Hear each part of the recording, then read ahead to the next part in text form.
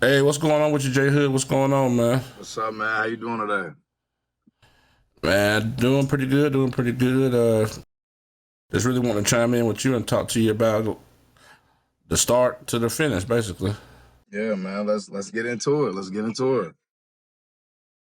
All right. For starters, what got you started doing your musical journey? What got you started, basically, doing the artist development and everything? All right, I'm gonna be real. I'm gonna take you back to the beginning. So Take me to the beginning. Let's start it out like that. Let's start there. in 2017, me and my bro Dez, 323 Dez, you know what I'm saying?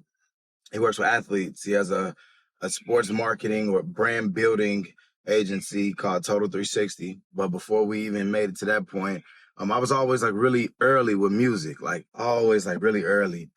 And I was always discovering early talent like before they hit the market, way before. And bro used to always pick up on that. And then one day we were just sitting in the living room and we shared a one bedroom apartment. You know what I'm saying? We grown ass man, it's 2017, but we was down. So we was trying to figure that shit out. So we just figured out we was gonna attack that shit together, you know what I'm saying? But Okay. Okay. we were in the living room and he was like, man, you should be an A&R. And at the time, bro, I'm gonna be real, I didn't even know what the fuck A&R was. I Hey. didn't even know what an A&R was, bro. So he was like, you should be an A&R. And I ain't even think about it. I was, doing other stuff, still trying to figure life out, still trying to figure things out. And so that was that. But fast forward, I like I said, I always had this love and this passion for music, but I knew an artist from back home that was pretty good. And at the time he was locked up. So I was really like, okay, I'm gonna try something. I'm an entrepreneur now. I was full-time entrepreneur. This is in like 2020, like during COVID. And I decided to take a chance on him, and that didn't work out, but I learned a lot. You know what I'm saying? So then I ended up discovering an artist that I really invested my time, my money into, Fast Cash Alley. And that's why I really started to learn like artist development. And that's when I started to really get hip and I picked up on things extremely quick.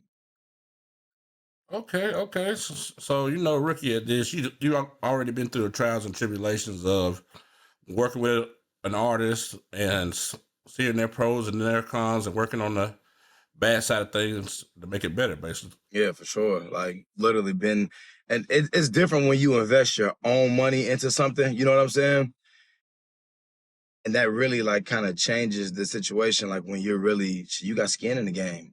You feel me? So you're forced to learn. And then like when you're spending your own money, you got to try to make the best decisions that you possibly can, because shit, you're not getting that back no time soon. Why do you think that the record labels kind of cut back the artist development programs? I think they were highly beneficial. Um, I think when social media really took off, it kind of a lot of artists had the opportunity to skip steps because they went viral so fast, and then whatever it was they had, it caught, and then it stuck for a little while. But when there's no development, no real development, that means that um there's no melody changes, there's no switches in the flows. They really only know one way, you feel me? And that one way kind of got them popping. So the labels was like, you know what, we're not gonna spend all the money that it takes to develop an artist, because bro, it takes bread to develop an artist. You feel me? Like, A lot of the artists don't understand that. I think there are a few that understand it, but even those don't understand how much time and money, and you can get money back, but the time invested. you can't get that time back, man. The money will always come back, especially if what I'm saying, if you work hard and like you consistently work, the money will come back, but that time ain't coming back. But I will say this, that with time wasted comes lessons learned. The wasted time is a blessing, because now you know how not to do things, and now so you know who not to work with, who not to invest your time in, because your time is the biggest investment that you can make into anything. You know what I'm saying? So if you invest in your time, you truly, truly, what I'm saying, believe in it. So that's the biggest thing that you can invest is time. What's the biggest lesson you learned working with artists so far? Um, what the artist wants is not always right. Artists are very emotional. You know what I'm saying? Especially the better artists, they're the ones that have had like the most traumatic experiences in life. That's what gives them the inspiration to rap or sing or whatever it is that they do. So there's a lot that comes with dealing with artists, especially the extremely talented ones. You know what I'm saying? There's something. Now, every once in a while, you will find a gem. You know what I'm saying? I'm not going to say that there aren't gems, and there's every once in a while you will. But the artists, they have a different emotional connection with the creations that they make. And some songs that they put out, it might be their absolute favorite because of what it is that they're saying, or because they're reliving a very emotional moment in their life. So they have a huge attachment to that song, right? And they might want to be like, yo, this is the song. I want to put this one out. This is the best one. Just because they love it does not mean that that's what needs to be put out. Like, their strategy. And like, even myself, I have a PR, right? Our PR, label PR, her name is Dominique Jones. I know Damo. She's one of the best in the business. Even with me, I be so ahead of myself sometimes, you know what I'm saying? And I want to do this. And she's like, no, can't do it like that. It's the same thing with the artist, you know what I'm saying? Like, they think that, oh, well, this is the one. I'm so attached to this one. It's going to be the best one. This is going to be the one that bangs. And they put it out and that shit flops. It's got to be a build up and it's got to make sense. You like want to put together like a storyline.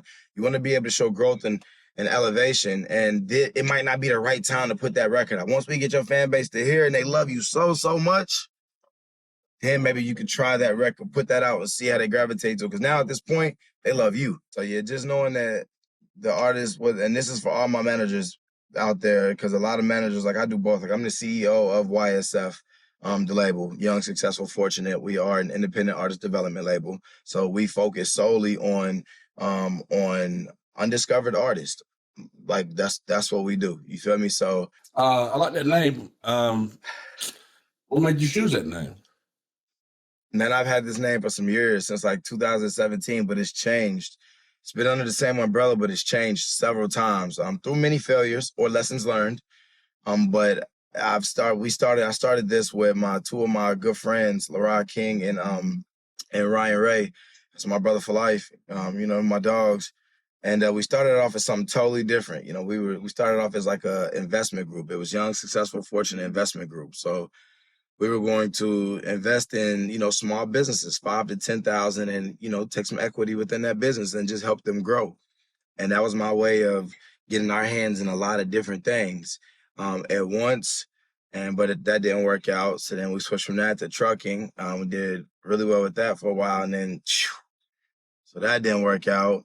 Then I started a commercial janitorial business. That's still currently going.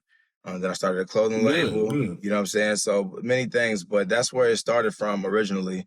And in 2021, I moved to Atlanta, and I was trying to duplicate what I did in Charlotte and Atlanta, because 2019 and 2020 were so good to me financially in Charlotte that I was like, you know what? I want to go to a bigger city. I want to try it out there. Like, I feel like I've done what I could do in Charlotte. I established something that I can eat, and I got several other people eating off of this too, and I'm not even there. You know what I'm saying? Let me move to Atlanta and see what I can do. And moving to Atlanta, and that's where I started the record label. Hey, that's a crazy story. That's a cool story. More power to you starting all those businesses. Some made it, some didn't. At the end of the day, you had the initiative to get up, go out there and start the business, and be hopeful and empowered to do so.